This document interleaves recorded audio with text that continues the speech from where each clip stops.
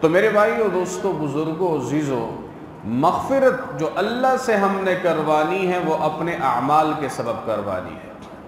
دنیا میں اعمال کا سبب ہوگا، آخرت میں اللہ تبارک و تعالی سے اپنے رحم کی امید کا طلب ہوگا، تب جا کر یہ بندہ اللہ کے ہاں کامیاب ہوگا۔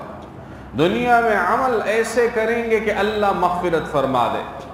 رمضان کے اندر جو پورا عشرہ اللہ نے جاری فرمایا، رمضان کے متعلق بیان فرمایا، اولہ رحمت و اوسطہ مغفرت و آخرہ عتق من النار۔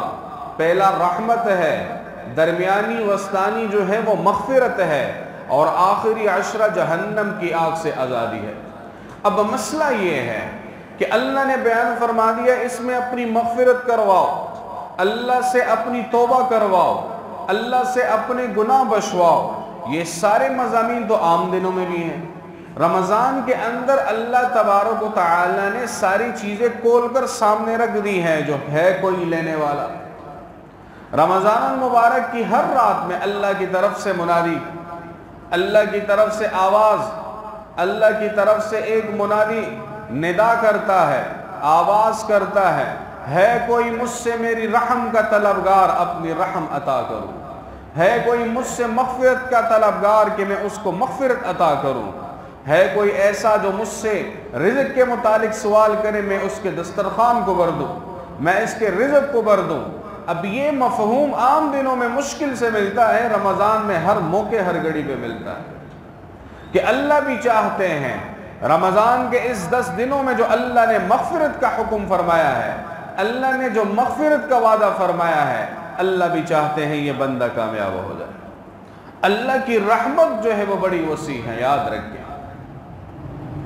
مسلم شریف کی روایت میں آتا ہے، حضرت ابو ہریرہ رضی اللہ تعالی عنہ فرماتے ہیں کہ اللہ تبارک و تعالی نے اپنے تمام رحم کو جمع فرمایا اور اپنے رحم کے 100 حصے کر دیے۔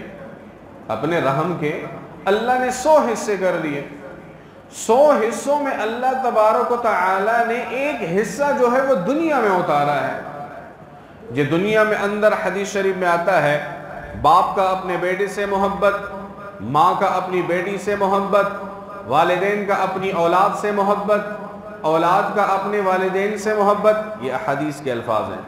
اسی طرح قرابت والوں کا ایک دوسرے سے قرابت داری کے اعتبار سے محبت، رشتہ داریوں کے اعتبار سے محبت، میاں بیوی کے درمیان الفت کی محبت، اسی طرح آپس میں جو پڑوس اڑوس میں جو لوگ رہتے ہیں ان کے آپس میں محبت، اور اسی طرح بیان فرمایا کہ آپس میں دوستیوں کی جو محبت ہے یہ وہ اس ایک رحم کے حصے کا جو اللہ نے دنیا میں اتارا ہے، یہ اس کا ایک حصہ ہے۔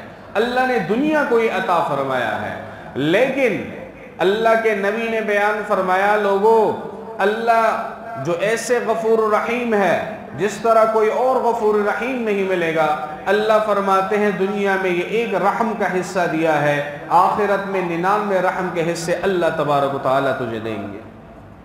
جب اللہ کا رحم 99% جو وہاں پہ ملے گا تو اللہ کی اس رحم کے طلبگار دنیا میں میرے اور آپ کے اعمال ہیں۔ دنیا میں اعمال ہوں گے تو آخرت میں اللہ کے رحم کے طلبگار رہیں گے۔ دنیا میں رمضان المبارک کے اندر اللہ کو راضی کرنا، ہم نے اپنا اولین مشغلہ بنایا، تو آخرت میں اللہ تبارک و تعالیٰ کی اس 99 حصوں کے رحم کے ہم طلبگار ہوں گے۔ اللہ اپنی رحمت اسے عطا فرمائیں گے دنیا میں جس نے اللہ تبارک و تعالیٰ کے احکامات کی پابندی کی ہے۔ اللہ سے دیکھیں، یاد رکھیں، ہم نعوذ باللہ اللہ پہ بدگمان بھی ہے، نعوذ باللہ اللہ سے جو ہے ہم نا امید بھی ہیں۔ ہم کہتے ہیں یار ہماری کیا زندگیاں ہیں، بدگمانی میں لگ جاتے ہیں۔ ہم کہتے ہیں بس کیا کریں، نا امیدیاں ہیں۔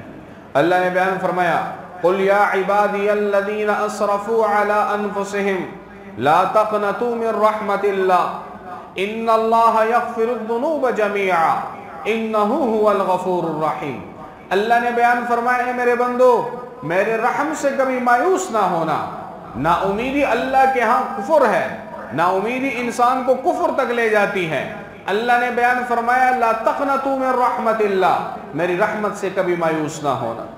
اللہ کی رحم میں بڑی وسعت ہے، اللہ نے رمضان کے اندر اپنی رحمت کو اتنا وسیع پیدا فرمایا ہے جس کی انتہا نہیں ہے، اس کی کوئی انتہا نہیں ہے۔ اللہ نے اتنا رحم کو واضح فرمایا، عام دنوں میں اگر اپنے اللہ کی رحمت کا اندازہ کرے آپ حیران رہ جائیں۔